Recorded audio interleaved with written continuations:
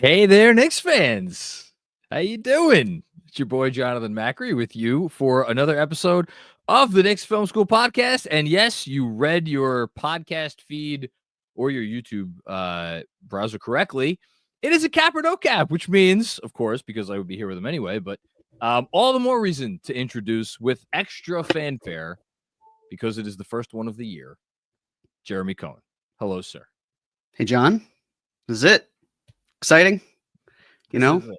this is the first happy unofficial start of trade season.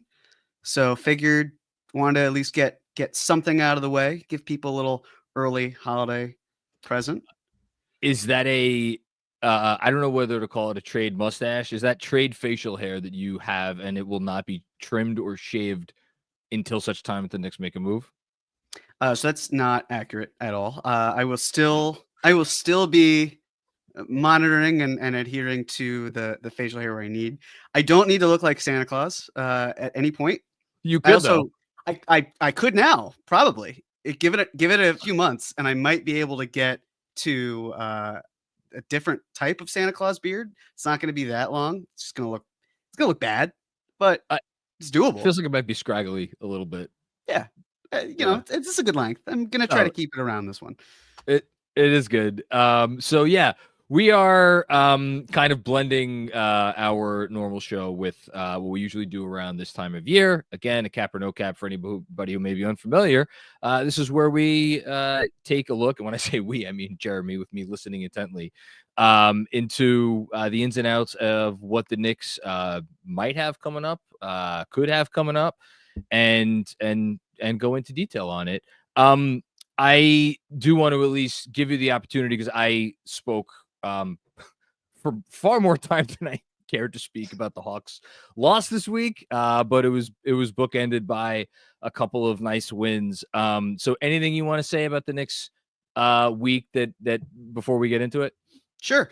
I've never cared about the NBA Cup. You could go back into several podcasts. I don't really care what you'll find. I never really cared about it. Doesn't matter. All lies. So it was just another game. It was a disappointing one. It just goes to show that the Hawks have been a tough matchup for the Knicks. And now, of course, the Knicks don't need to build themselves out to defend the Hawks, but it would be nice if they found ways in the next couple months to get better that also meant being better than all of your opponents in the East, the Hawks included. So was an unfortunate game. I thought they at least had it in the first half. Second half was certainly a different story, but such is life. Knicks still walked away with 2 out of 3 wins this past week.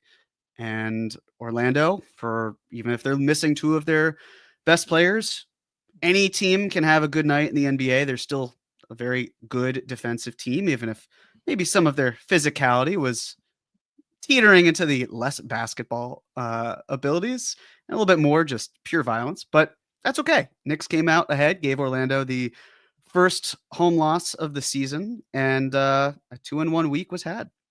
Yeah, it's funny how like you go after the Raptors game, it's like, they found something in the fourth quarter that they'll be able to carry forward. And then after the Hawks game, it's like, and nothing matters. Everything went to shit. This team is terrible. And then back to the Orlando game, it's like, they upped their physicality and they really discovered something. You know what? 82 games. It's a long season. It's quite the process, and we are still because we haven't hit game 27 yet, which is the closest approximation to like a third of the way. We haven't even hit a third of the way into the NBA season yet. So, but without further ado, let's talk about some of the things, some of the adjustments, maybe that they could maybe possibly think of making between now and the trade deadline, which is like February 6th, 7th, 8th, whenever it is. I'm going to turn over the floor to you. Sure. Well, yes, February 6th, the countdown. So before we begin the presentation, what I will add is wanted to break this up really into 2. There's the December 15th deadline, which the only player who now is eligible for a trade is Cameron Payne. Other than that, everyone else either already under contract and eligible or simply not eligible for a little bit. Only person who became eligible on December 15th. Yes. So wanted to break it up into 2. And essentially what I wanted to also do is I wanted to kind of set the scene for part 2 as well, where this one will not be heavy math. It won't be a ton of numbers. I'm going to largely go overview, tackle some names. There will be some math because there has to be, but it's not going to be super granular. That's the next one. That's kind of, you know, 102 instead of the 101 of the year. Don't want to overwhelm people. Want to give them time to ease into this. What I also will say is, as usual, I'm going to say this probably for every single cap or no cap. This is not predictions. This think of me more as forecasting as opposed to exactly what's going to happen. I remember at a watch party, one of our listeners told me that after listening to one of our pods, he bet a friend $50 that DeJounte Murray would be a Knick. Don't do that. That's like, if you're going to do that, I don't endorse it. I don't endorse any of your financial interactions outside of this cap or no cap. So it's really just about showing you possibilities and some things that are relevant and, kind of take it from there. I'm just imagining like a drunken KFS listener stumbling up to you, like unshaven, but like even more scraggly than you are, in like a trench coat with like a 40, in his hand, like just kind of muttering to himself, why did I listen to Jeremy Cohen? But so don't do that, everybody. It's for entertainment purposes only. Exactly. And education, but also entertainment. Education, it is the perfect marriage of education and entertainment. Yes. Edutainment, if you will. So yes, without further ado, we can get started. And here's the Knicks trade deadline, December 15th edition. And Leon Rose, he's awake. He's, as you can see, he has, he knows when you're sleeping, he knows when you're awake. We know he's awake. And we knew he was a asleep. minion with the big, like the minions have the, I can like, see the it. big guys. Yeah. I really hope that if All day. someone goes to interview Leon Rose, before he says no comment, he just says banana, and then that's the only comment, and everyone's left grappling like, what does that mean? Who is he going after? And like, what is, trying to make some sort of connection. But so yeah, that's Leon Rose, and this is the Knicks. So the Knicks and their primary objectives for this season: improve the defense without disrupting the offense. Very easy to want to address one area, but you got to think about how it addresses another one. Determining the prioritization of said defense. Where do the Knicks want to focus their attention? Balancing the CBA restrictions in both the short term and the long term. Of course, the Knicks have numbers to play with this year, but also think about the long-term effects as well. And finally, navigating the trade market with limited assets. Of course, the Knicks went spending this past offseason with Nickeil Bridges and Karl Anthony Towns. So they're a little capped out in terms of what they can do. So it's figuring out what exactly the process is and how they can go about it in order to move forward and improve their team. I love the second bullet point because it highlights how, I think if you ask different people, they would have different opinions on how best to go about improving the defense. And like, again, where the attention should lie, given the various trade-offs that might come with those, assorted targets potentially. Totally agree.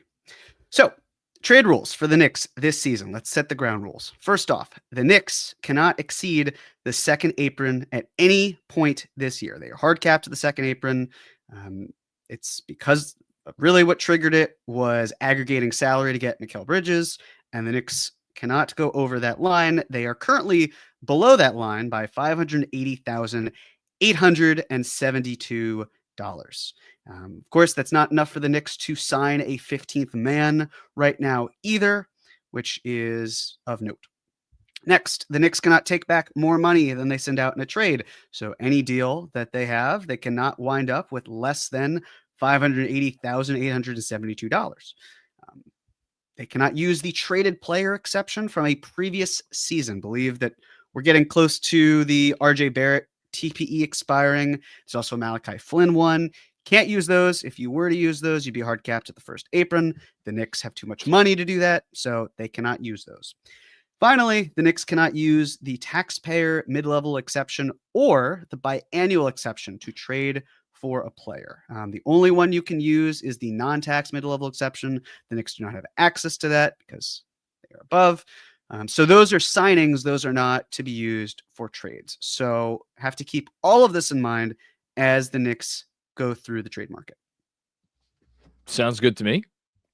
So let's talk about the 2025-26 second apron, because this is something that I don't expect people to consider.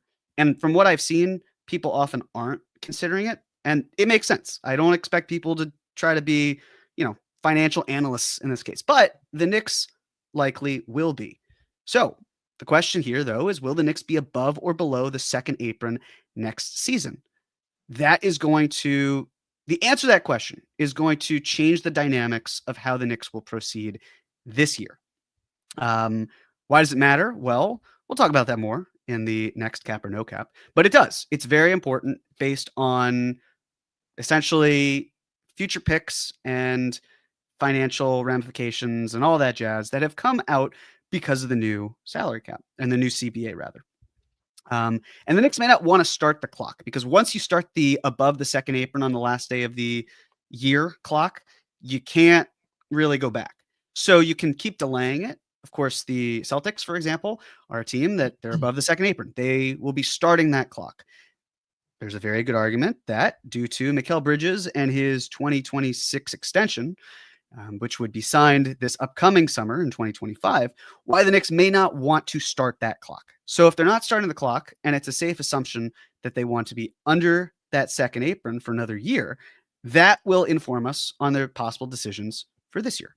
John, anything you'd like to add about the second apron or the dynamics involved?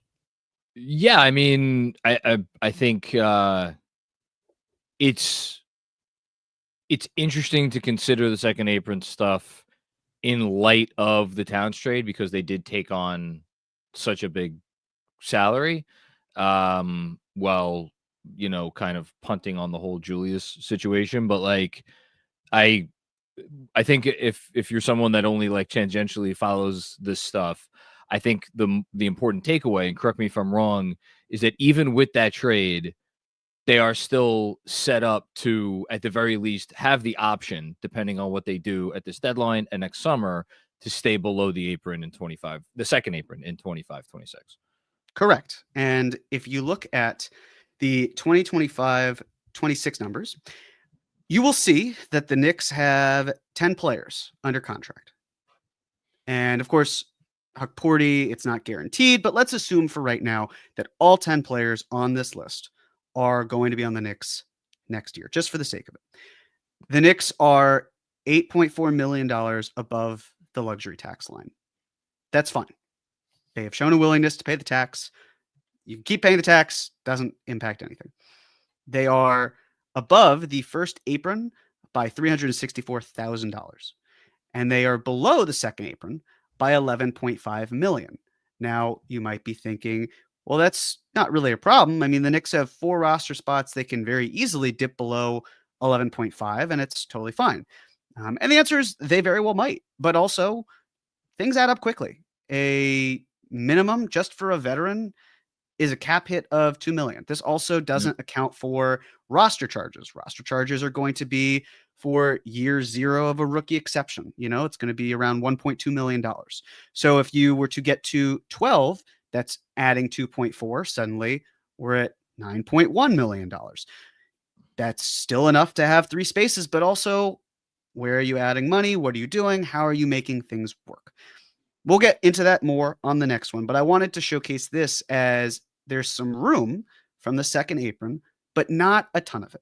And if you also were thinking of next year, well, the Knicks could make a trade where they send some money out but get more money back.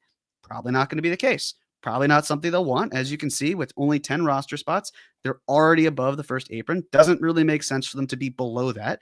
So if they're going to be sandwiched somewhere in between the first apron and the second apron, there's room to maneuver.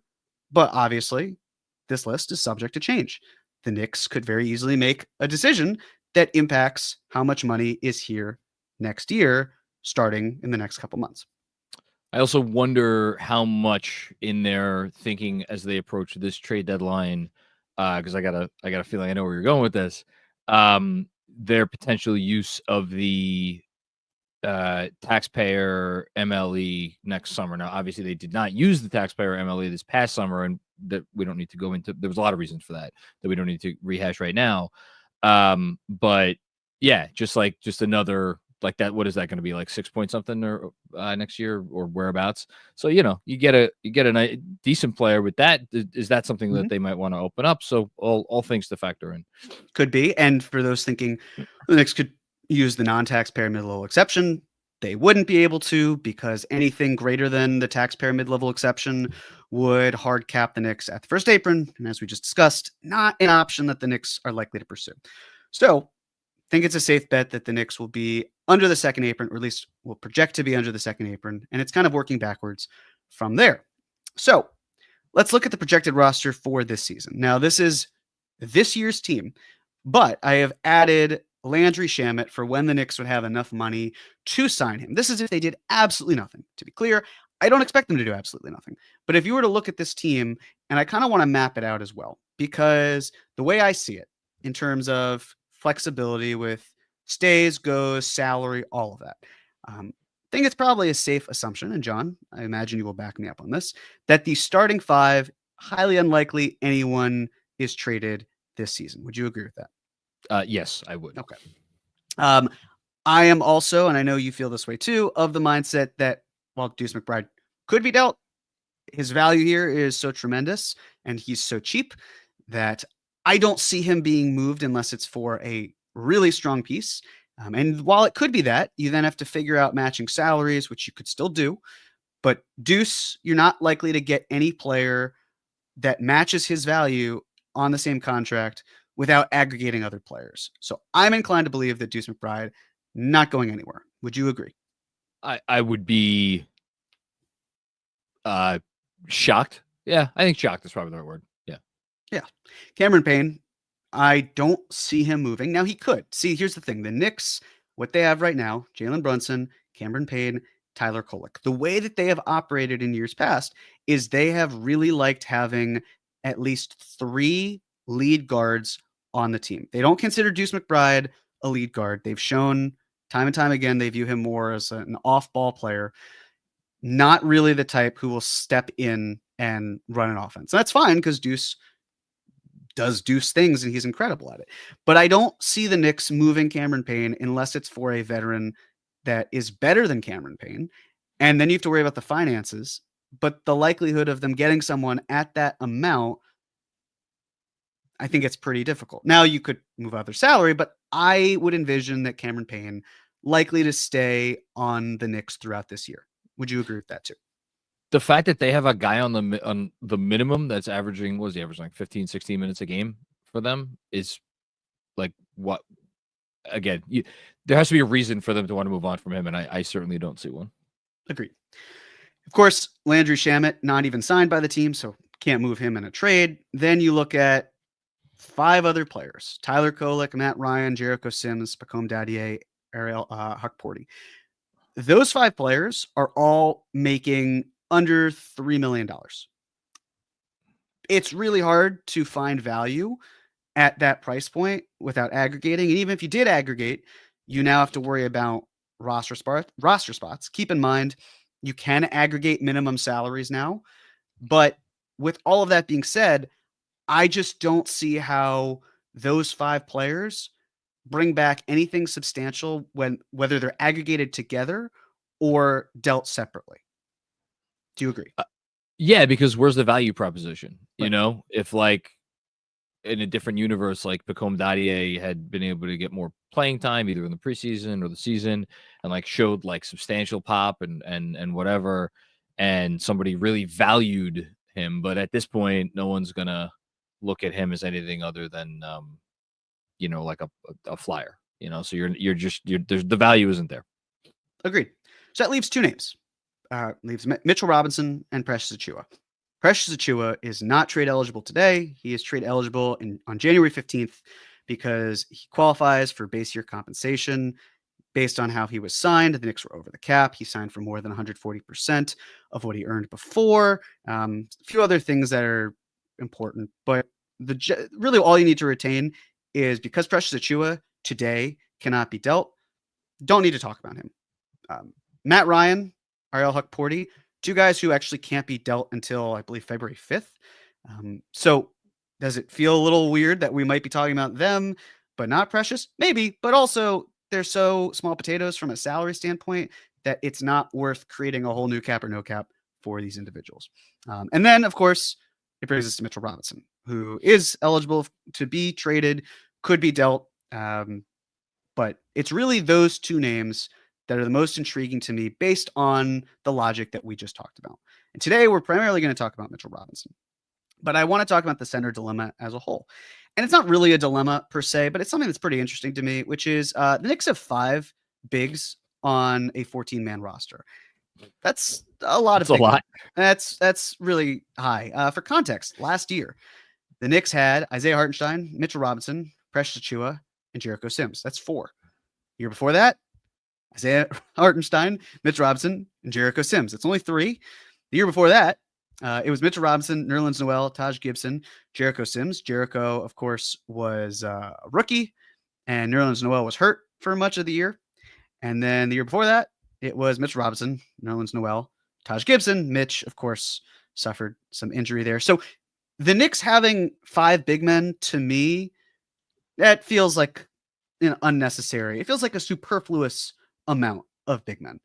And it feels like if you're going to make some sort of change and you look at the salaries and what's movable, this is where it starts. Do you agree? I could not possibly agree more. I'm not saying I want to agree, just to be very clear. I wrote a whole Mitchell Robinson trade thing myself on Monday, and got some responses indicating like, why do you want to trade Mitch so bad? It's not about want to, it's about allocation of resources, which is, I think, what you are starting to touch on right here. Yes, that's exactly it. It's not about want, it's about need. Now, I just want to talk through trade eligible players before free agency started this past summer.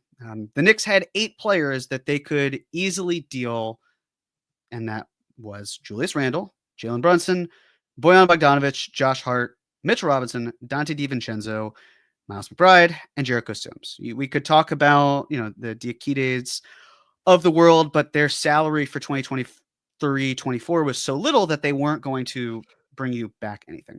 So there are 8 names for players that could be dealt before free agency. You can't talk through sign-in trades or anything of that ilk. That would be illegal against the CBA. Now, why am I bringing this up? Because something didn't happen, but could have happened this past summer that I thought was extremely noteworthy and telling of the direction that the Knicks want to go. Do you have any guess as to what that is, John? I mean, are you going towards like their initial pitch for Towns was Mitch and Julius, or am I barking Not up the wrong quite. tree? Okay. Different trade. We could still get to that point, yes, but if the Knicks were to have gone about it slightly differently, if things were in their control, a little the bit more. Hartenstein part of it? Think a little bit further back than that. Think before the Nickeil Bridges trade, actually.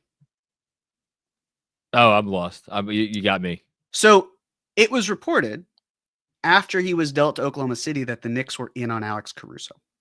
Oh, yeah. Okay. So why is that relevant to me? The Knicks weren't going to move Jalen Brunson or Julius Randle for Alex Caruso. Wasn't going to happen.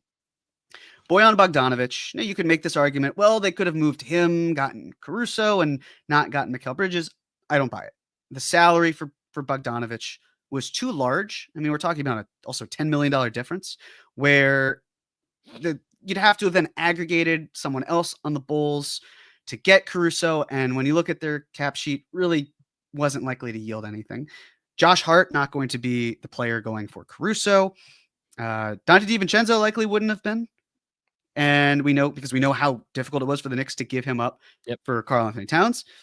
Deuce McBride wouldn't have been the case. Neither would Jericho Sims, because you're sending less money out and taking more money in, which would have hard capped the Knicks the first apron, which, as we know, was never really something they wanted to do. So that leaves one name. That leaves Mitchell Robinson. And to me, I walked away from that whole trade scenario because we never found out what the Knicks offered, other than that there was some draft comp included, believing that if you're talking about salaries and guiding around the CBA, there really were only two names that made sense: Dante DiVincenzo and Mitchell Robinson. And I just had a hard time seeing the Knicks giving up Dante DiVincenzo for Alex Caruso. It's possible they could have. I just don't buy it.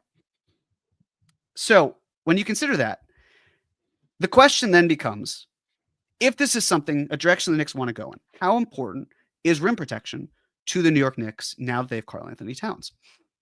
Because they've prioritized offense at the starting center position over defense. The Knicks currently boast the 16th best defense in the NBA. I don't know if boast is quite the right word, but that's the word that I'm going to use for it. So there's work. Yeah. Humble brag, maybe? Yeah, like, wow, look at that. Other teams would hate to be 17th or worse. Am I right? But the Knicks are 16th as things stand right now. And they rank 12th in opponent accuracy at the rim, but 20th in opponent rim frequency. So what this tells us, of course, is that when teams get to the rim, the Knicks do a pretty good job of defending them, but the Knicks also don't do the best job of stopping teams from getting to the rim in general. So why is this also kind of interesting? Well, there's a question that a lot of Knicks fans ask, which is about paint versus perimeter. Tibbs, during his time in New York, John, you certainly know this, has been very comfortable with the Knicks giving up open threes because he wants to oftentimes take away the paint.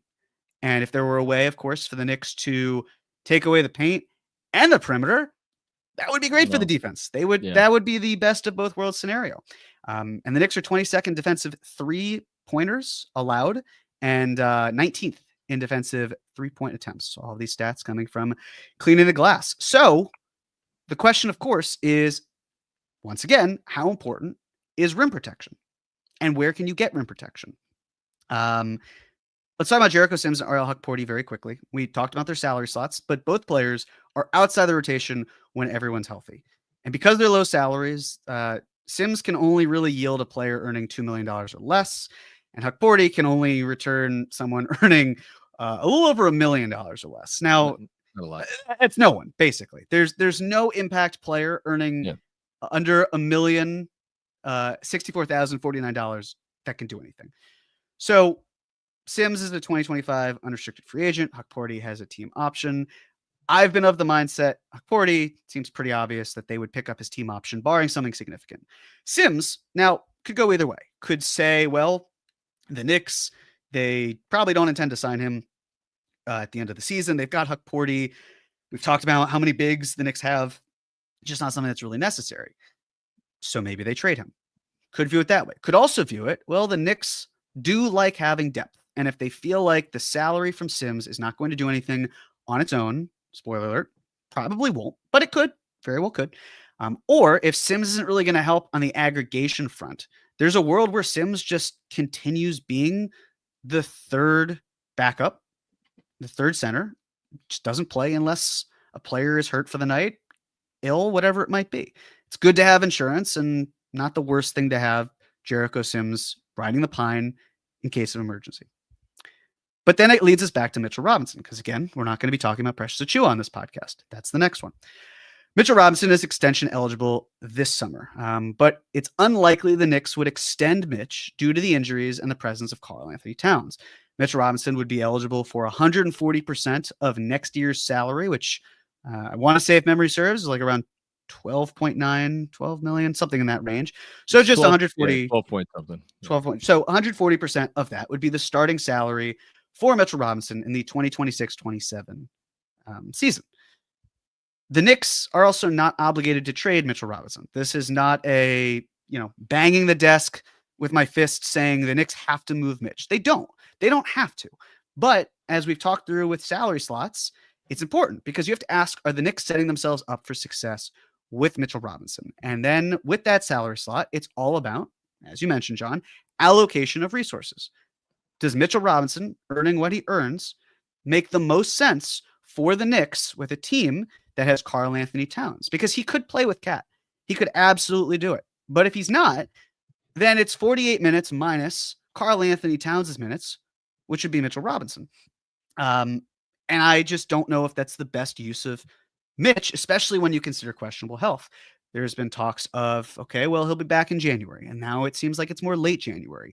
And I know that there is this prevailing thought that Mitch's value has just cratered and he needs to play in order to accrue value. And my question to those individuals who fervently believe that is, why at this point, let's say he comes back in late January, what would 5 games of Mitch conditioning and trying to round back into playing shape change the trajectory of anyone wanting to trade for him? To me, doesn't seem like it's really going to do anything. It feels more like you want to feel better about his health, so other teams would be interested. But I just don't see that being the case, especially when you are exposing Mitch to potentially getting hurt. Other teams, they'll be able to have access to medicals. If anything, the Knicks would be reducing any concern with Mitch getting hurt if they wanted to move him. Again, I understand why fans are of the mindset of you got to play him to showcase him.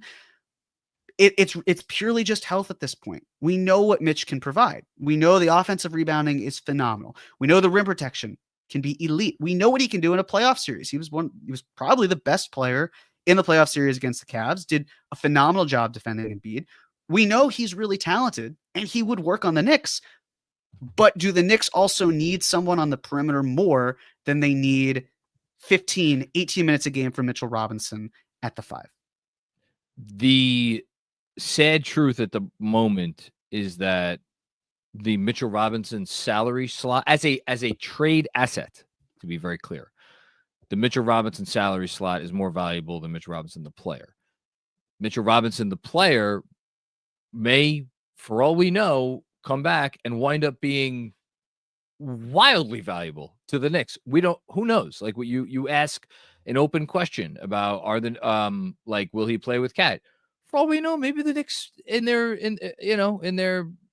when they're holed up and they're just talking amongst themselves, they're forecasting Mitchell Robinson playing 30 plus minutes a game, and half of those minutes are with Karl-Anthony Towns. We don't know for sure. We can't sit here and tell you for sure, but as an asset, as a movable piece, it's the salary. That's what it comes down to. It's the salary, and as I'm sure we will get into a little bit more, I would be a little worried if anybody in the Knicks front office or the coaching staff was sitting there counting on whatever level of production that they would involve Mitchell Robinson, A, staying healthy, and B, playing hashtag meaningful number of minutes for this team deep into a playoff run, just because of all the things you just said, because of the health stuff that is just, it is what it is at this point. Same page. Totally agree. So if the Knicks were to be above the 2025-26 second apron, all right, I don't believe they will do this, but if they were to be fine with that, what does it look like when the Knicks use Mitchell Robinson as a bedrock from a salary perspective? Again, this is likely above. This isn't definite.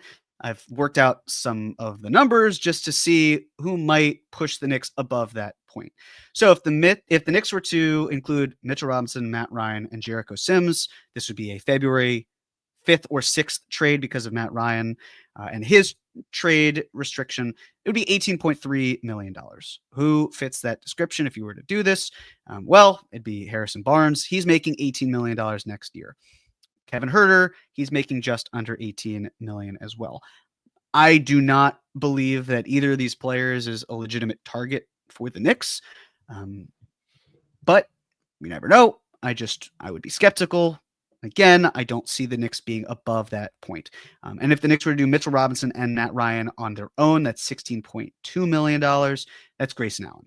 Of course, that would involve having to send back less money to Phoenix because Phoenix is in the same boat where they can't take on more salary. So it's a 3-team trade. Of course, with the Mitch, Matt Ryan, and Jericho Sims situation, because you're having 3 players going out and 1 player coming in, you probably have to find a way to take on additional salary, but you can't because then that would bump you up. So now you have to do a 3-team deal in order to probably make the pieces work. Again, don't think that any of these players are targets or that the Knicks will be above the second apron, but just an example of how you'd have to add the math up in order to get any of these 3 players. Yeah. Yes. I just want to point out that I like Harrison Barnes generally as a player. He's having an outstanding season for San Antonio. Having, I think, the most efficient shooting season of his career, which is saying something considering how long he's been around and how good some of the offenses have been, obviously, that he's been on. But I agree with you. I don't see any of these guys as likely targets. Agreed. Now let's look at the Knicks draft picks based on projections. So, of course, this summer, the Knicks traded the 2025, 2027, 2029, and 2031 first-round picks, along with the Milwaukee Bucks 2025 pick for Nickeil Bridges. They also traded the 2028 swap rights, so the Nets get the best of their own pick or the Knicks' own pick. The second round, the Knicks own the Memphis Grizzlies 2025 second. They also, of course, own the Wizards first-round pick, but it's so heavily protected that it will likely yield 2 second-round picks, one in 2026, one in 2027. Those are good picks. Yeah. If we talk through the importance of late first-round picks, there's an argument to be made that based on how the rookie exception works, you could have better value at 31 or 32 or even 33 in the draft than you would at 30, because first round picks come with more money and second round exceptions do not. You could pay a player more, like the Knicks paid Tyler Kolek more, but it's advantageous because you don't necessarily, like, you're turning quantity or quality into quantity. Would I rather have a very good first round pick for the Wizards? Of course, we all would. But this is still a good pick, and it should yield good value as well.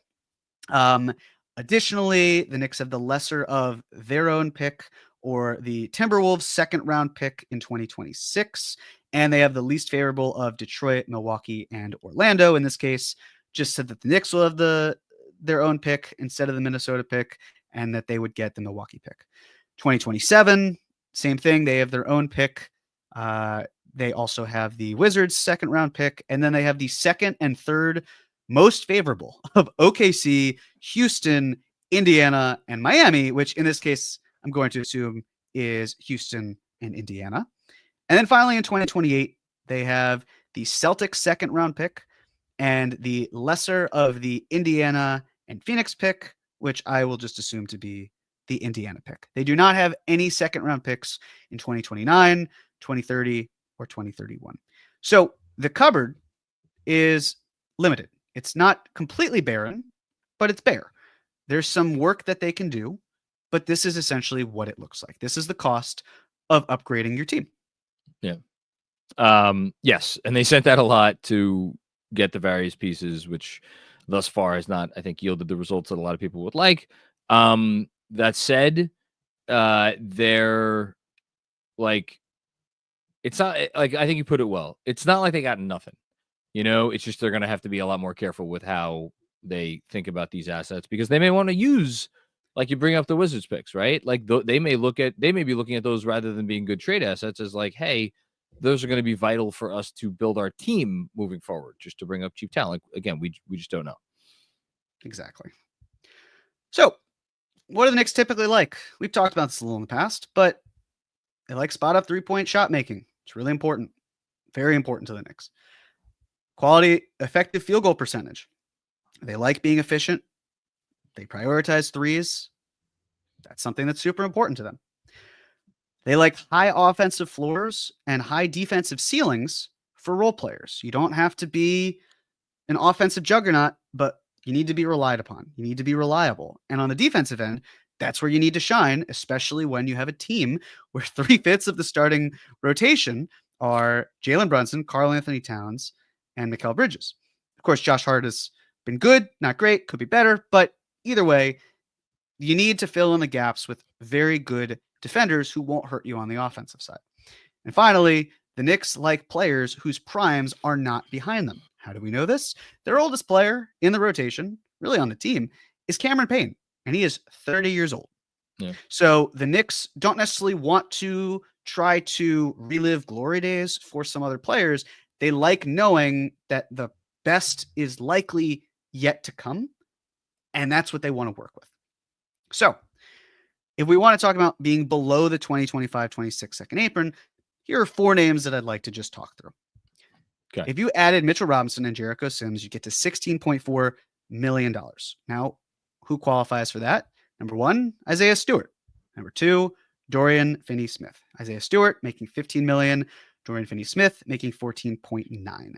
If we just had Mitchell Robinson on his own, that's $14.3 million. Onyeka Okongwu, $14 million. Aaron Nesmith, $11 million. Now, I'm not advocating for any of these players, just to be clear. More highlighting the financials involved. But we can absolutely talk through it. And let's look at Darko, especially the DPM, which does a great job of showing how a player has done over their career and where we can potentially see their progress and project. If you look at the overall DPM here, and I've sorted this by age, you would see that the player who has done the best in their careers thus far is Mitchell Robinson. He clearly bests really all of them by a good margin. Okongwu had an argument really around the age of 23. And of course, this is not considering Mitch's health. This is not considering missed games by Mitchell Robinson. This is primarily where they're at right now. But if you look at the offense, it's pretty close. I mean, the thing about Dorian Finney-Smith is he's an older player. He's approaching 32 years old. He's got a player option. The Knicks may not want to work with someone who has a player option because it's very possible that he's just more expensive. And as you can see, offensively, there is a decline here. He is sloping down in a way that you don't really want. Now, if you look at someone like Nesmith, has a good shot in general, but then you could also see that the defense is not great. It's fine. I think he has a better reputation than the numbers grade out. Okongwu, never really an option, really more just showing the math and wanting to include another player here. But there's also Isaiah Stewart. Isaiah Stewart's defense is quite good. If we go back to the offense, though, it struggles. And as you pointed out in your newsletter as well, that there's this misattribution. What am I saying?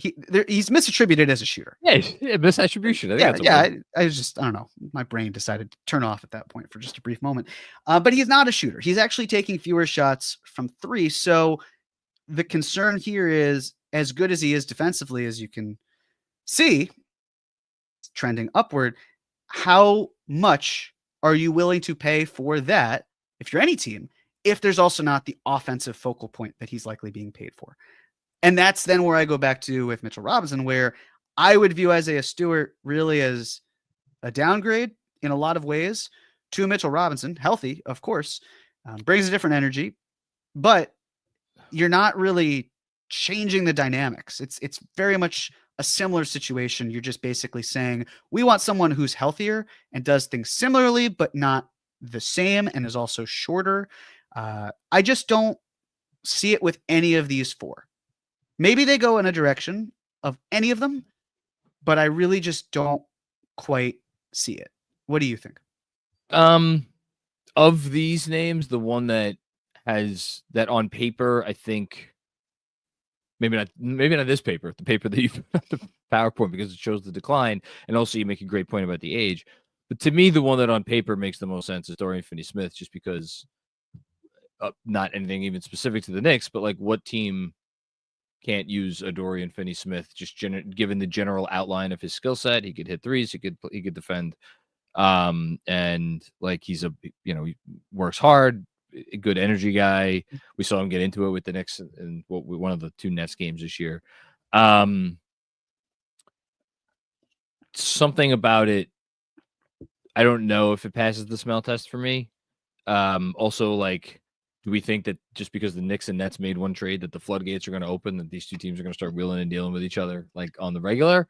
Like we saw how much the Knicks had to pay to get Nickeil Bridges. So what do we think that the Brooklyn's going to cut him a break if they want to come knocking for Dorian Finney-Smith? And as an aside, literally as you are doing this presentation, one of the Evan Siddery, of course, tweeted out, I don't know where he's getting this from, but Cavs, Grizzlies, Kings, and Lakers are among the contending teams showing trade interest in Dorian Finney-Smith. I'm sure a lot of people are going to want Dorian Finney-Smith.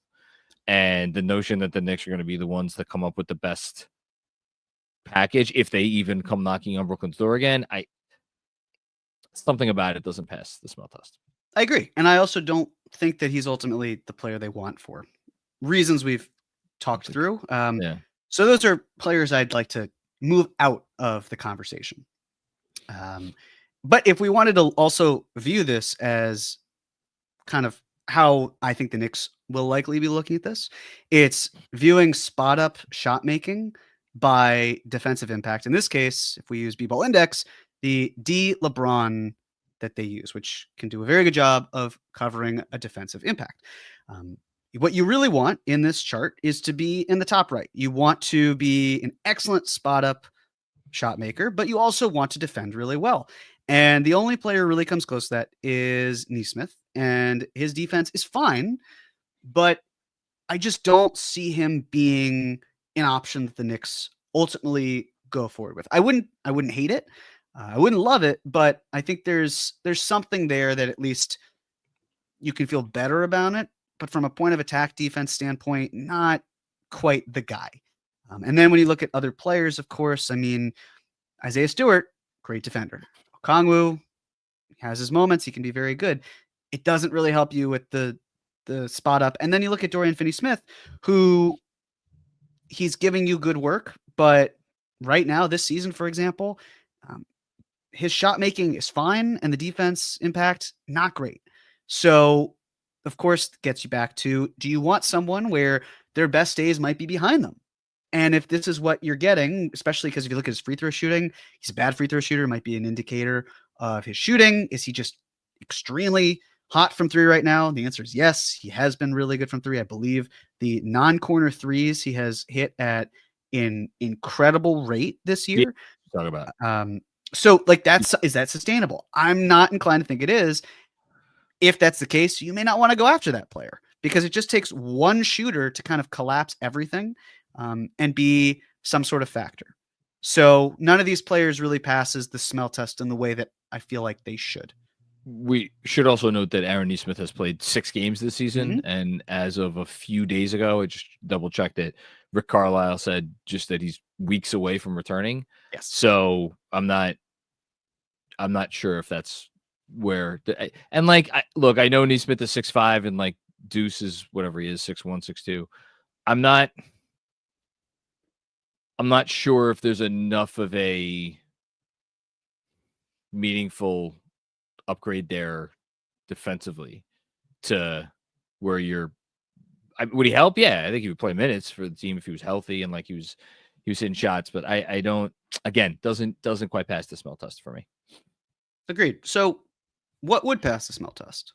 Well, if we look at basketball index, let's look at spot up shot making and D LeBron, but some caveats here. I'm looking at players who are in the 50th percentile or both, or in both categories, greater than or equal to the 50th percentile in both spot up shot making and their defensive impact. Looking at greater or equal to 450 minutes played per season for the last really 2.25 seasons. So 2022 to 23, or really I guess 21 to 22, and then through to 2025. Why is this 450? If you look at basketball index, the toggle, the minimum, it's really like a 450 as opposed to 500. So that's why. It's fine. Exactly. Starter, key rotation, and rotation players. Wanted to remove stars, wanted to remove end of bench, garbage time type players, just kind of muddies the water a little bit. And then finally, wanted to look at point of attack and wing stoppers, which of course they categorize as really more on-ball defense.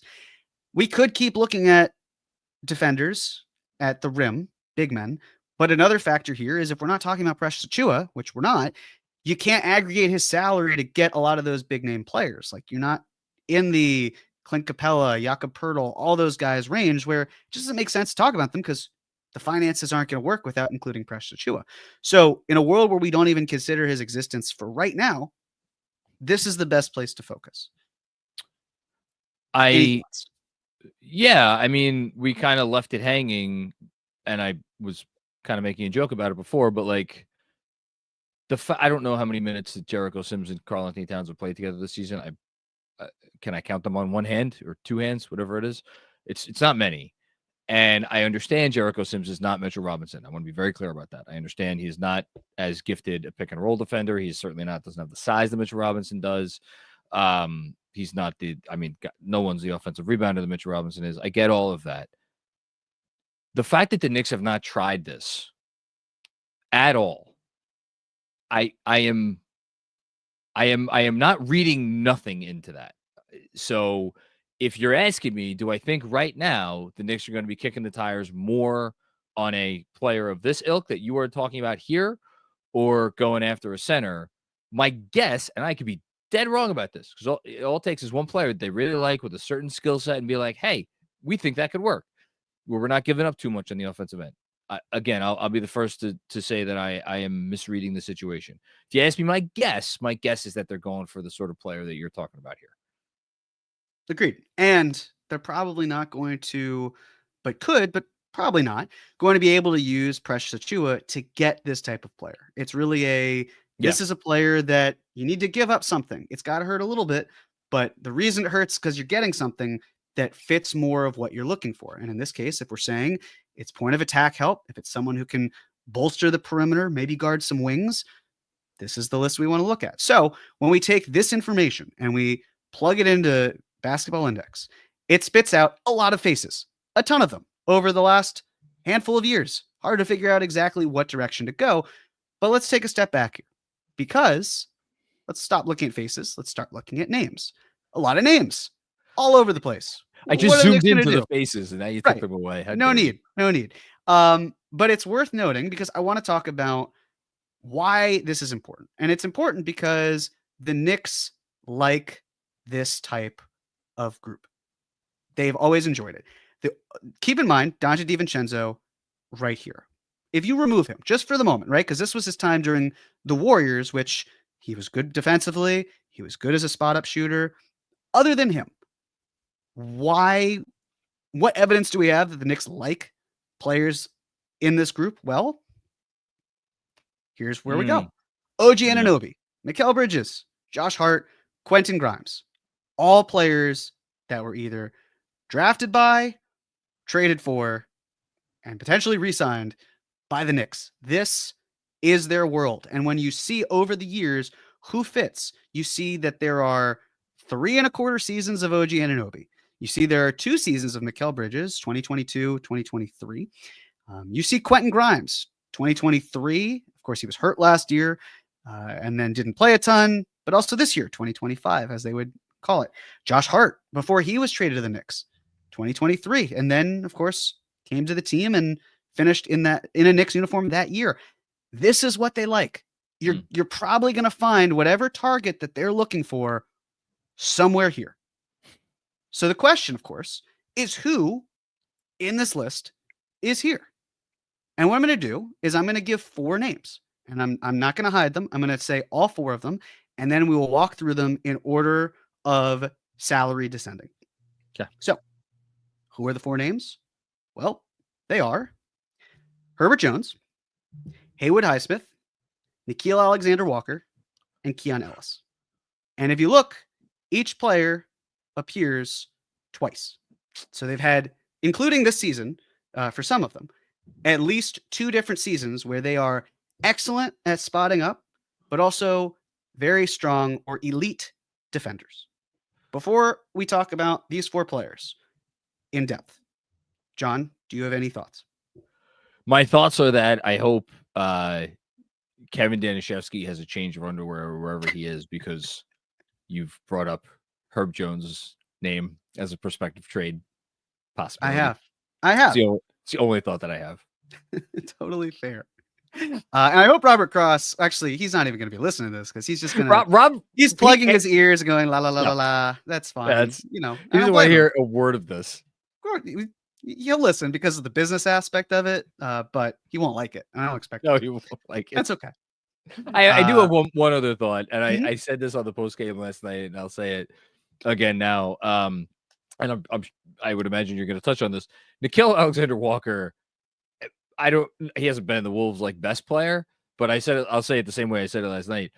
It feels like every time I turn on a Timberwolves game, Nickeil Alexander-Walker is the difference between them winning and losing, and in a good way. He's been incredible for them this season, as he is set to hit free agency and potentially make a lot of money.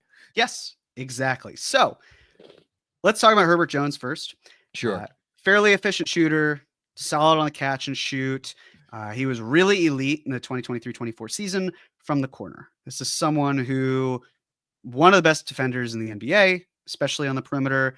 Great stock percentage, steals and blocks, earning $13 million this year, 13.9 the season after that, and 14.9 the season after that. He would hit unrestricted free agency in 2027. He's been hurt much of this year. He's back.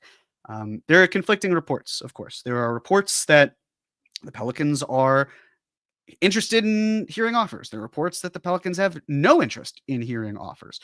I think the truth probably lies somewhere in the middle where they're listening, but it's going to cost a lot to get him. If you're looking at their draft situation, the Pelicans have all their first round picks. There's, a swap or two that's involved. They gave up one of the picks for the DeJounte Murray deal.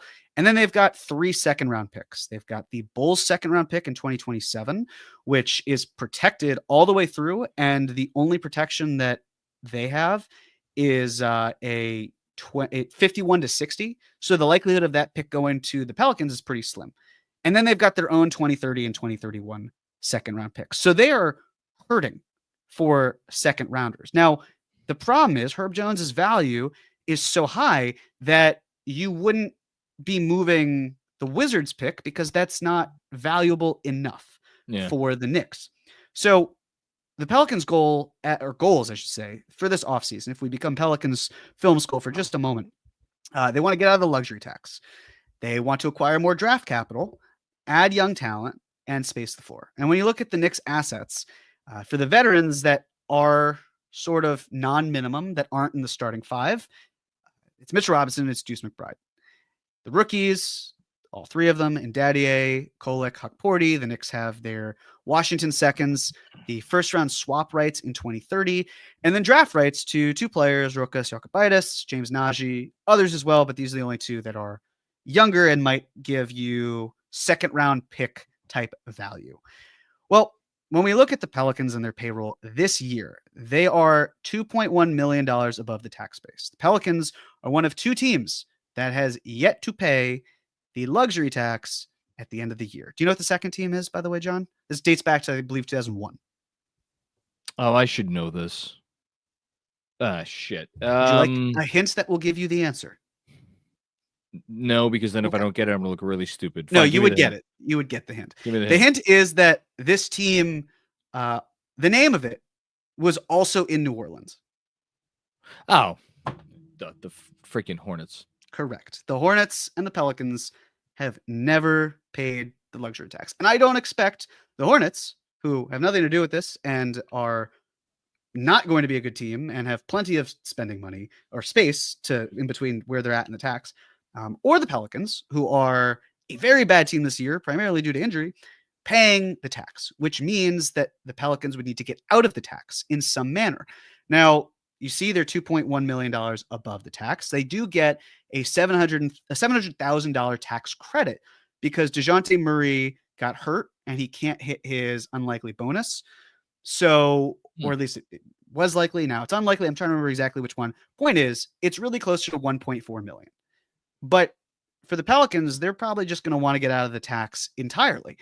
And let's say it were 1.4. And you might be thinking, well, they could move Carlo Matkovic and then boom, they're fine.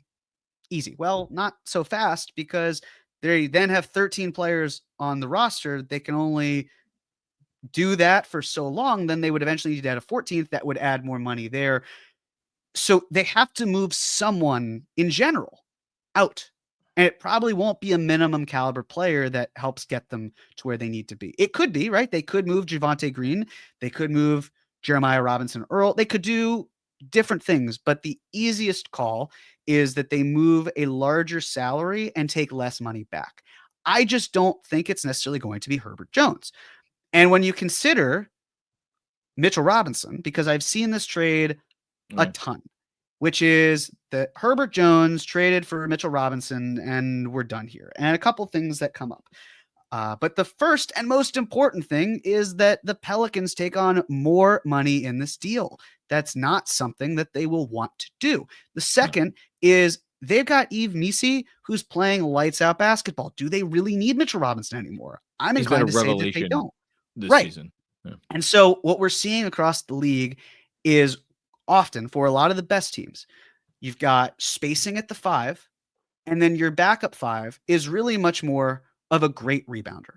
And when you look at the Pelicans as constructed, and to me, they are one of the worst spacing teams in the NBA, and that's not really subjective. There's objectivity there. Bringing in Mitchell Robinson, who we know parks himself in the dunker spot, doesn't space the floor.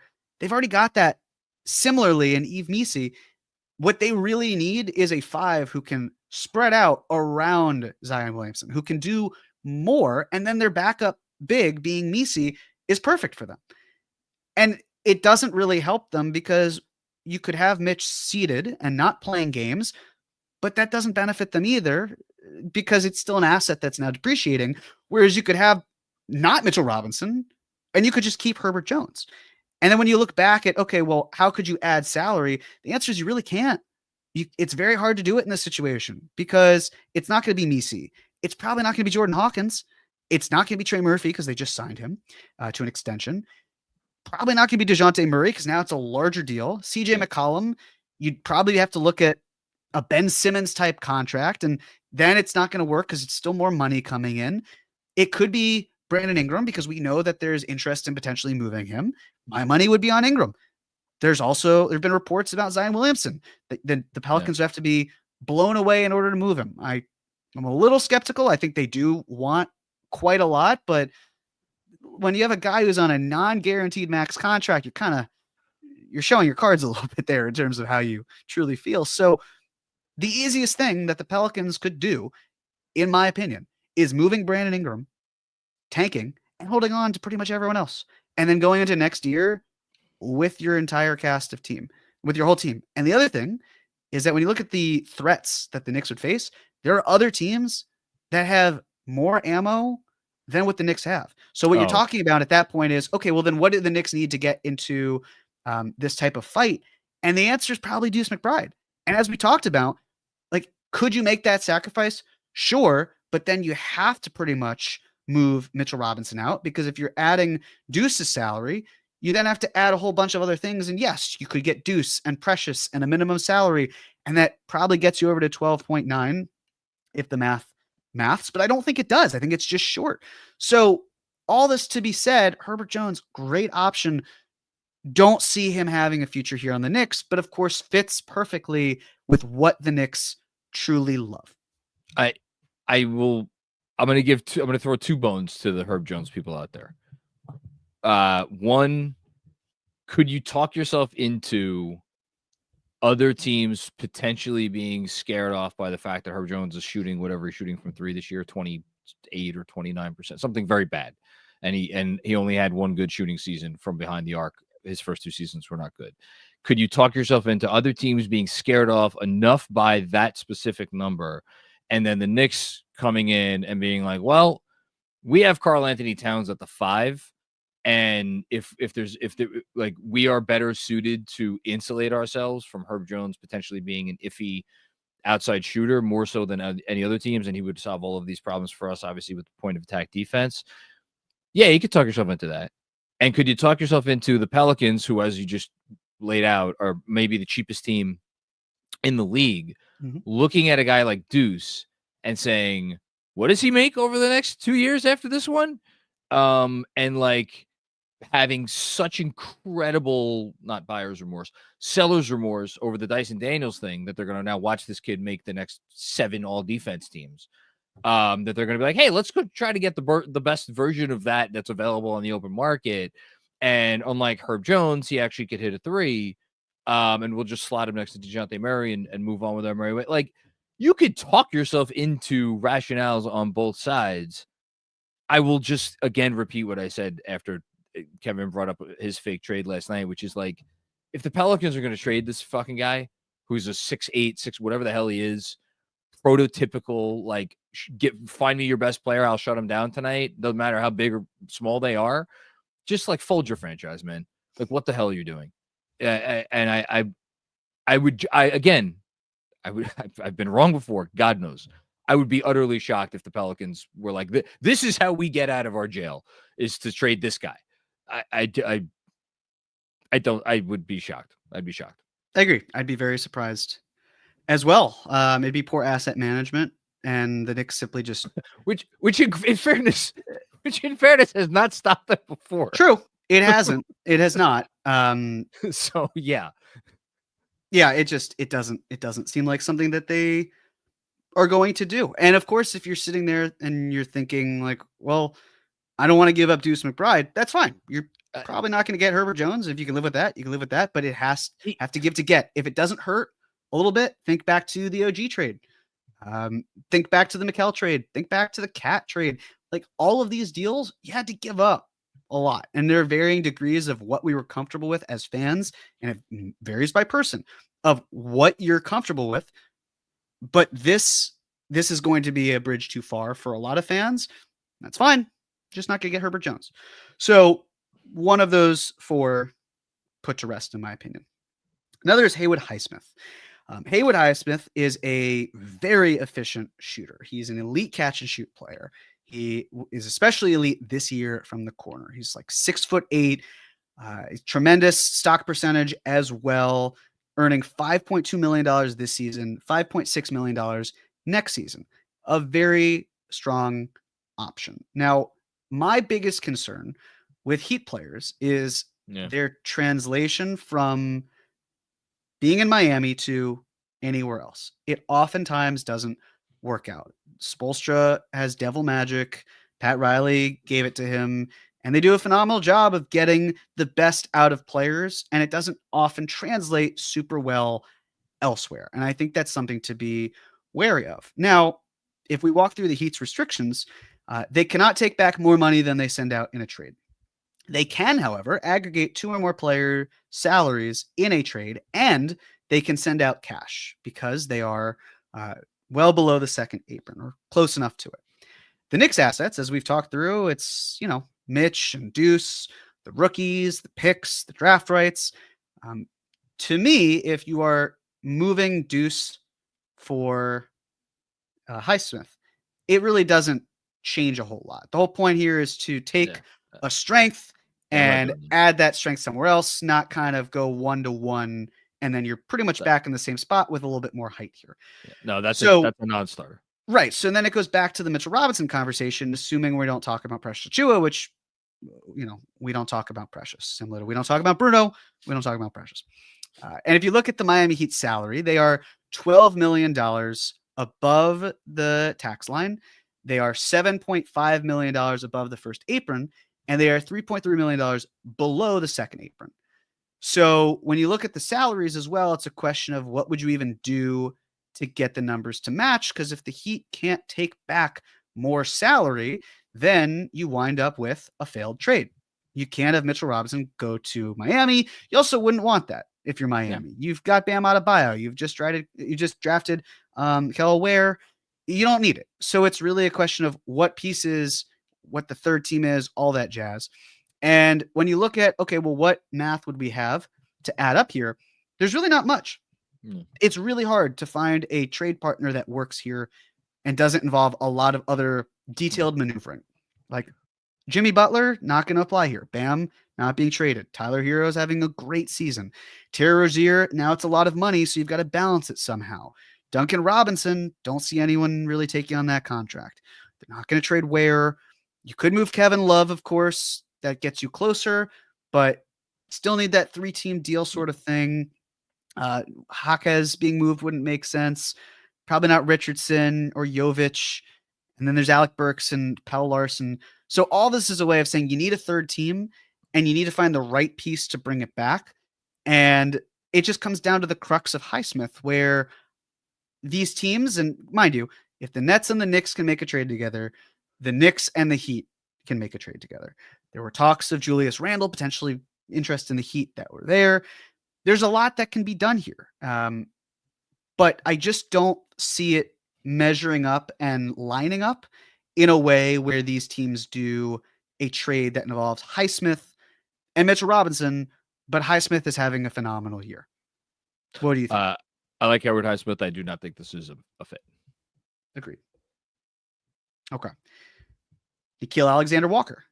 He has been so efficient this year. Elite on the catch and shoot, elite from the corner.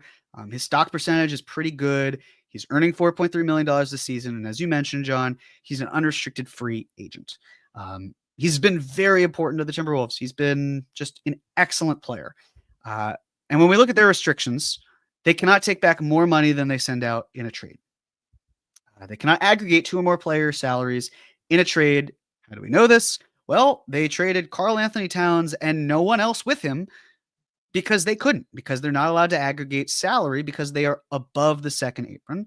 And they cannot send out cash in a trade because that would hard cap them at the second apron, which would be a problem. And of course, the Knicks assets, which we have reviewed, it's tough to find the best pairing. In my mind, first off, Deuce McBride, you would not be trading him to get Nickeil Alexander-Walker and then pay Nickeil Alexander-Walker.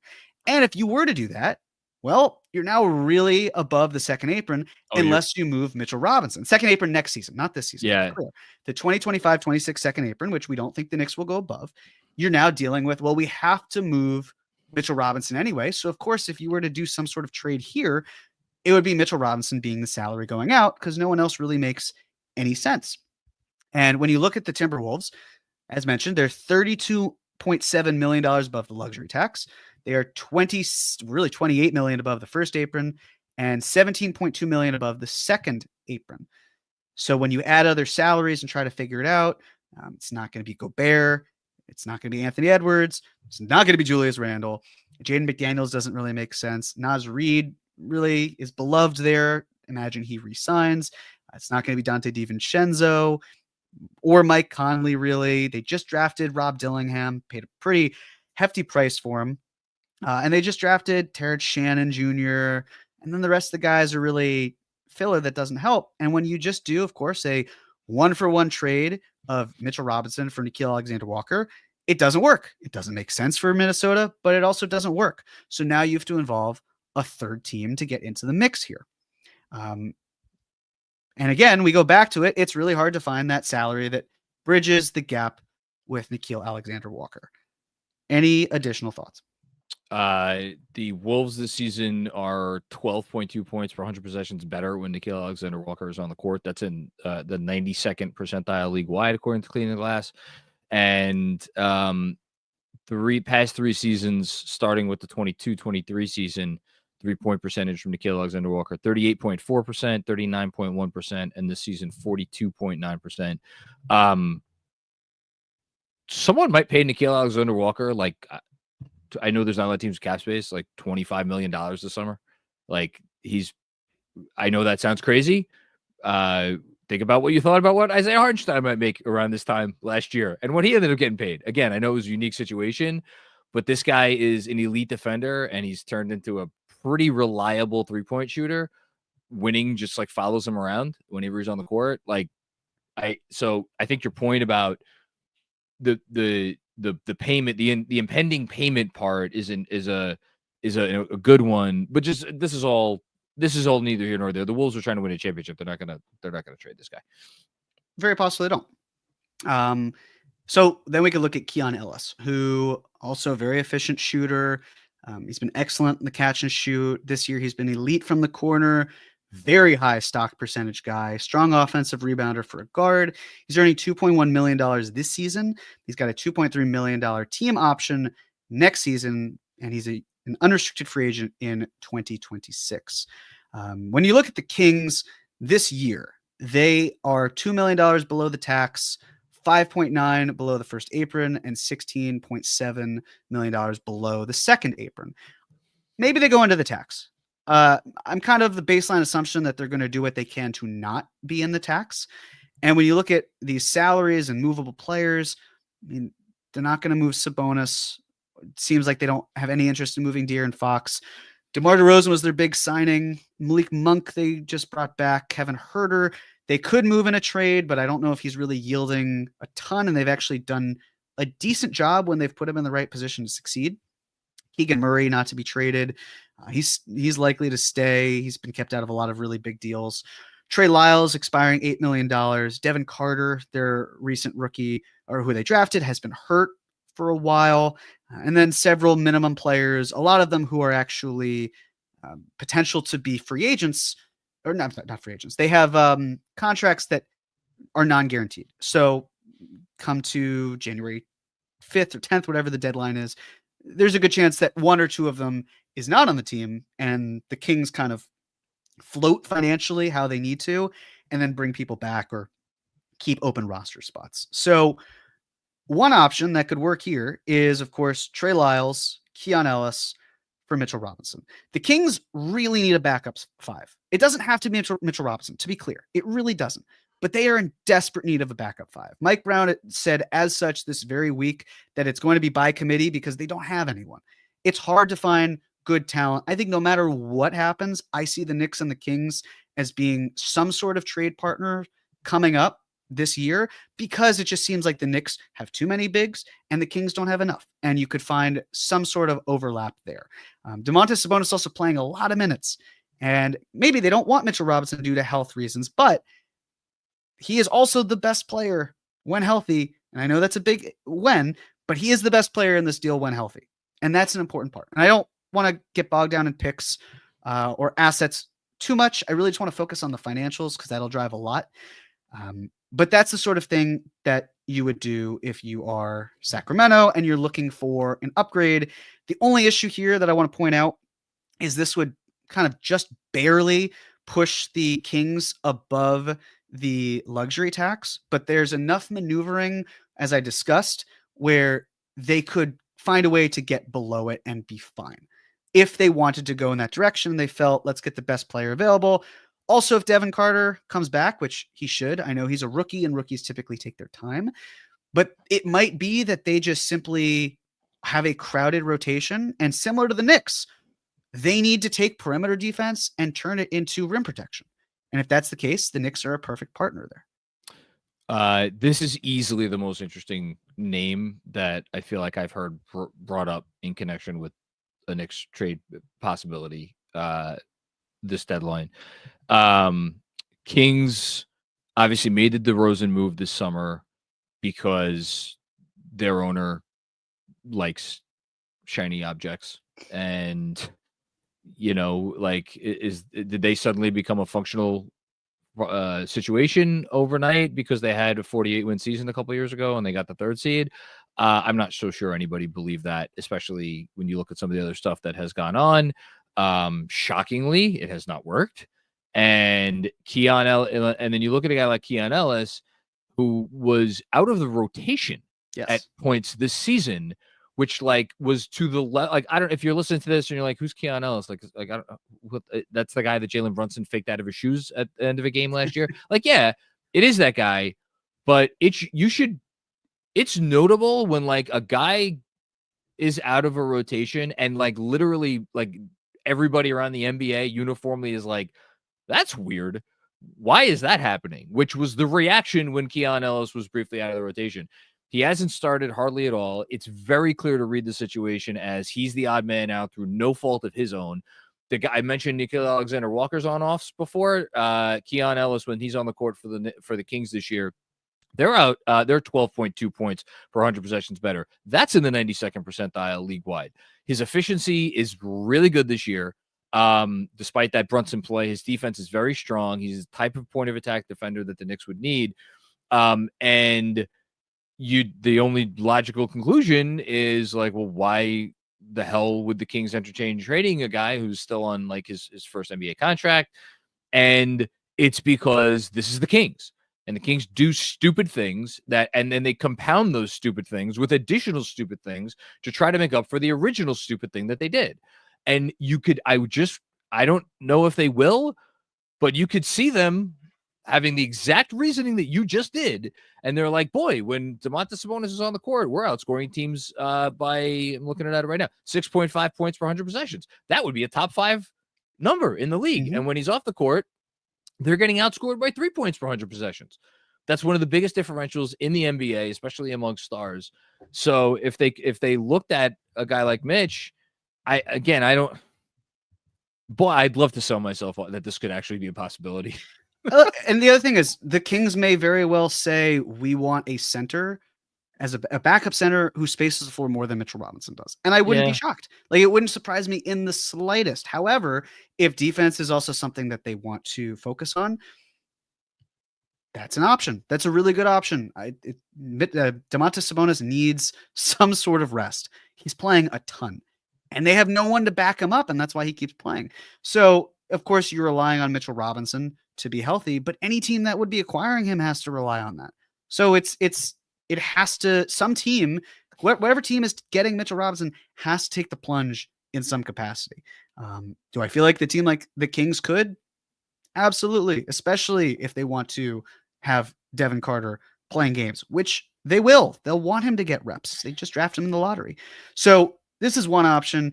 But another thing, and I'm not saying this is likely, it's more just, is there a way to make all parties happy? Actually, before I do that, I'm going to go into the Kings payroll for why this might make sense for them for the following season.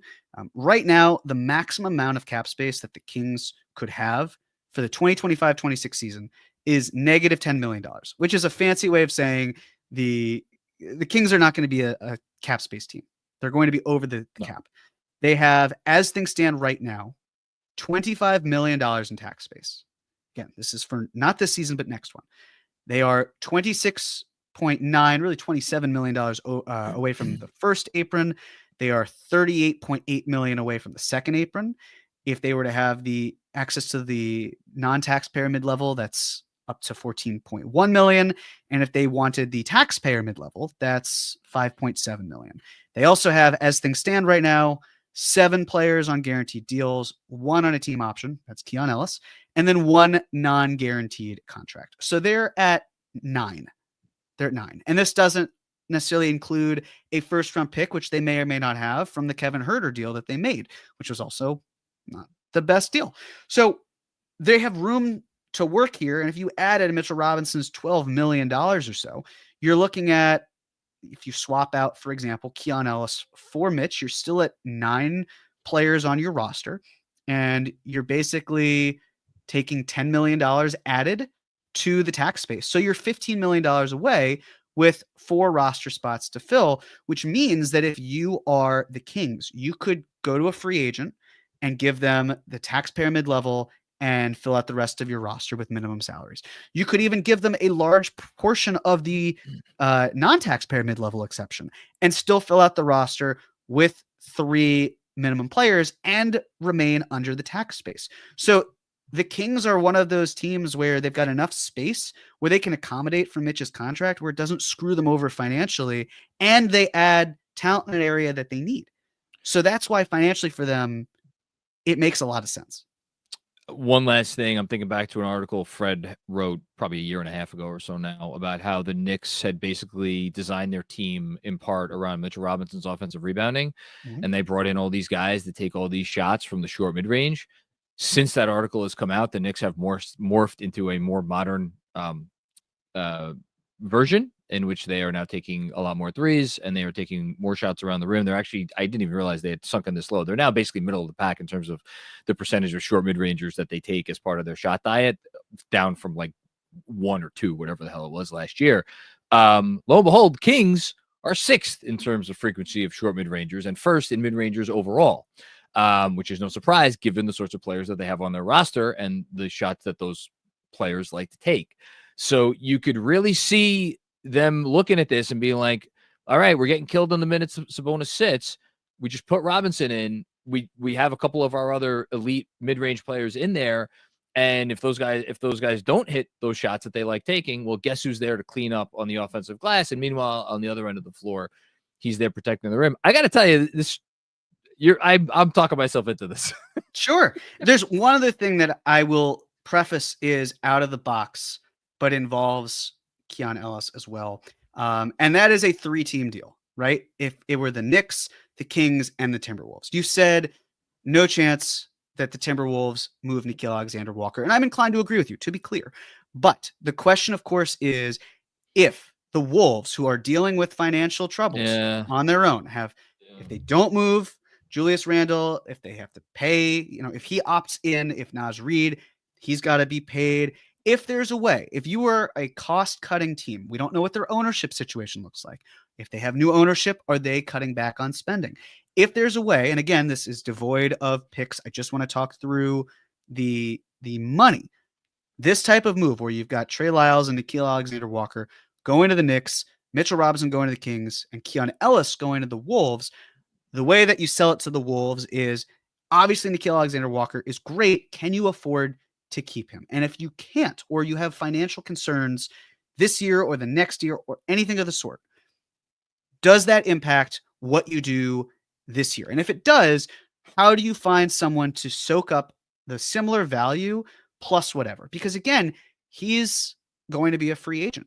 There's a world where they lose him. To your point, if a team like the Nets decide to say, we're going to give him $25 million, the Timberwolves now, in a season where they're doing fine but not great, have suddenly lost one of their best players. Whereas there's another option, which is the more cost-efficient route, which is that they went after Keon Ellis to replace Nickeil Alexander-Walker, and then found it to be more frugal, and then were able to keep a lot of their team together because of the boogeyman second apron being above it type of thing that they have to deal with, that the Knicks, of course, don't, and that the Kings don't.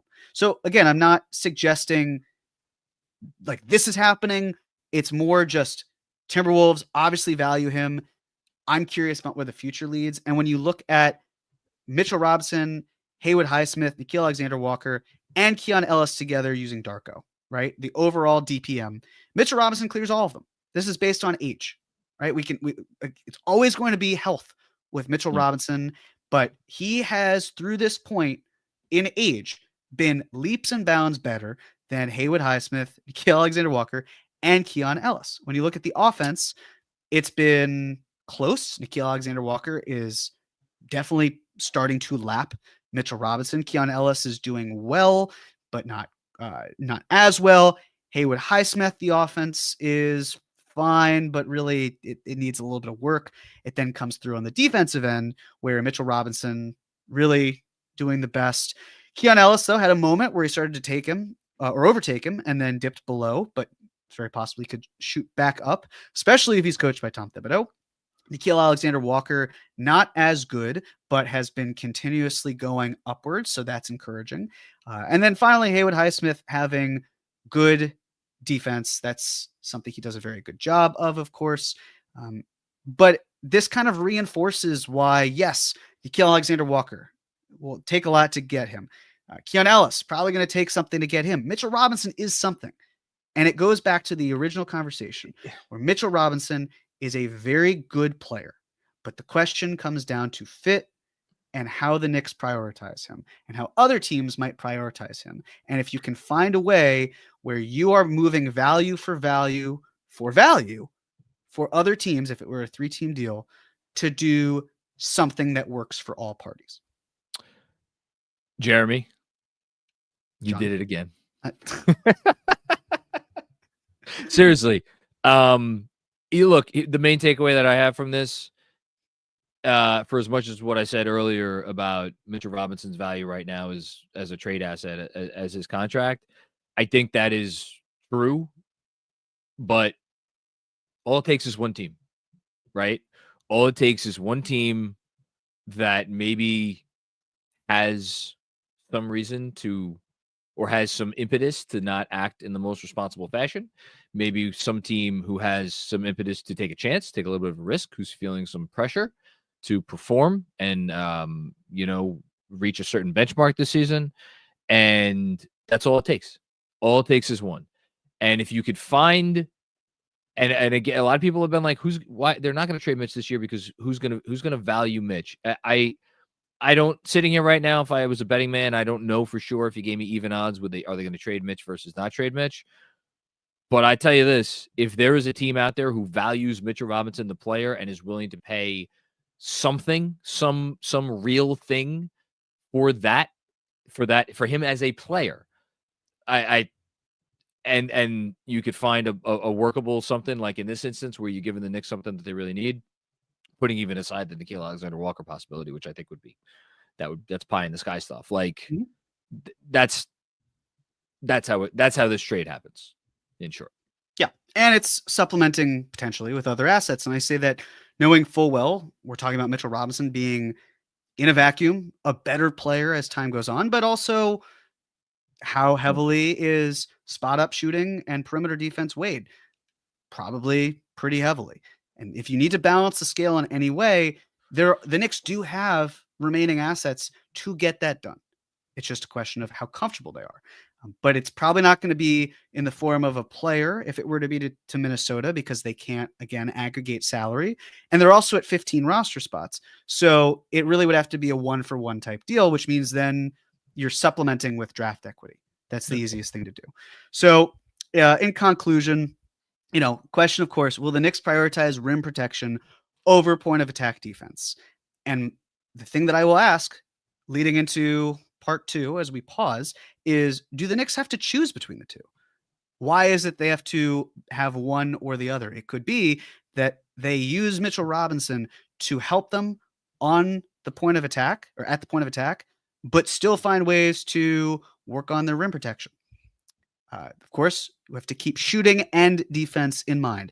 If you're out there looking at options, Knicks probably aren't going to go in the direction where they get a lights out shooter who can't play defense. And similarly, they're probably not going to go after a great defender who has trouble shooting, because it's all kinetic. And that's the other issue with Mitchell Robinson, is that when you have him again in the dunker spot, what does it do to the flow of your offense? How does it become more predictable? How are you able to strategize? It's important to have a player like him, but can you also find someone, or do you have someone who has the offensive repertoire that you need to better complement the players that are on your team? And then, of course, the CBA salary matching rules will impact the availability of upgrades. And I will expect cost-conscious approach for the 2025-26 season, where the Knicks are once again below the second apron, and any subsequent moves that they make this year are in anticipation of that. Fantastic. I have no notes. This is great. So again, as a reminder, this is the first of 2 cap or no caps that is coming your way. We will have another one as we get probably right around January 15th. We haven't worked out the exact date of that. I don't have anything left. If there's nothing else on your end, Jeremy, you want to just do some predictions, get out of here? Sure. I'll say one thing after the predictions, but let's do the predictions first. Sure. Well, we only have 2 games to predict this week, right? Yeah. There you go. At Minnesota, at New Orleans. I believe I won last week because I did not have as much faith as maybe some others did that the Knicks would go undefeated, and sure enough, 2-1 won. At Minnesota, at New Orleans. Really want to pick 2-0? Really want to pick 2-0. This is basically, if they lose to the Pelicans, just shoot me. I'm going to give you the opportunity. I'm going 1-1. 2-0. There you I'll keep taking optimism, and hopefully I'm right this time. I know you probably hope I'm right this time. I absolutely hope you're right. So 2-0 it is. I think it's gonna be a good game, and I'll just leave it at that. Sure. And you want to say one more thing before we get out? Yeah, last thing. Today is December 16th, 2024.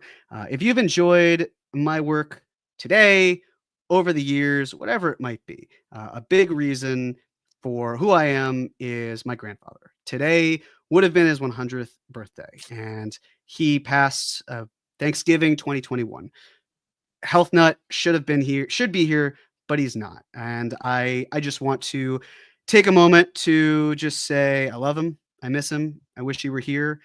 And he was one of my closest friends. And that's just kind of life. We have people, we honor their memories by having them live on through us and their values and everything. And I try to take that approach as much as I can.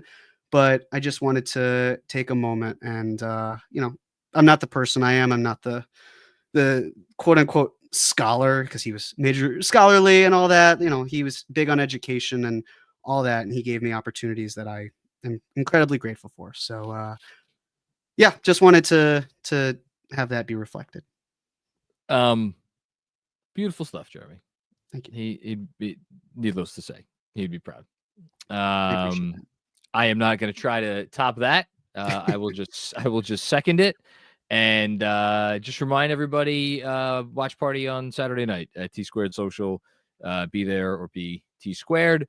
Ugly jersey or ugly sports paraphernalia contest. Wear your ugliest, worst, whatever you think that means. Go with it. Jersey or piece of sportswear, we're giving out prizes. The prizes are going to be good. Of course, it's free admission. This is in partnership with our friends at One Please. And in case you forgot, T Square Social, 42nd Street, just down the block from Grand Central Station. I believe the game is, I don't know what the game time is, what, 6 o'clock, 7 o'clock, whereabouts? 8 o'clock. 8 o'clock. Okay. Well, we'll be getting things kicked off 6:30 around there. Come early. There will be merriment flowing, and we look forward to seeing everyone there. Anything else, Andrew? No. Okay. Well, thanks everybody for checking out another episode of the Knicks Film School podcast. Thank you, Jeremy. Above and beyond, and then above and beyond that. Now I'm not going to be able to get Keon freaking Ellis out of my head. This is what you do to people. This is why the drunk man comes up to you on the street and he's very upset. I don't think he was drunk, to be clear, and it was at one of our watch parties. No, so. You're fictional drunk man. Okay. Thanks everybody for checking out another episode of the Knicks Film School podcast. We'll be back very soon with more fun and games. Peace out.